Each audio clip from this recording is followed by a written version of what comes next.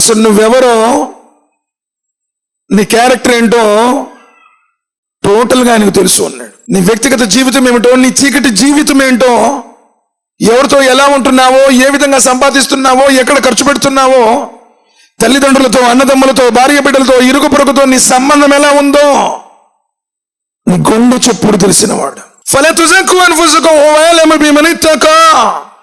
మీలో నిజంగా ఎవరు దైవభీతి పరుడో, ఎవరు తక్కువ పరేజ్గారాత్మీనో, పొడుగైనటువంటి చొక్కా మోకాళ్ళ కింద కేసుకున్నంత మాత్రాన, లేదు పైన టోపీ పెట్టుకున్నంత మాత్రాన నువ్వు తక్కువ పరేజ్గారాత్మీ ఏమీ కాదు.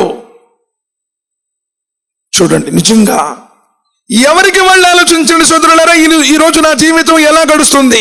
నిజంగా నా జీవితంలో ఈ రోజు ఆఖరి రోజు అయితే, క్యాలెండర్లో నాది ఇది ఆఖరి డేట్ అయితే, సమాధిలో నా దగ్గర సమాధానాలు ఉన్నాయా? నా యొక్క ఈ విశ్వాసము, సదాచరణ నన్ను వాళ్ళ దగ్గర కాపాడుతుందా? ఎవరికి వాళ్ళు ఆలోచించండి.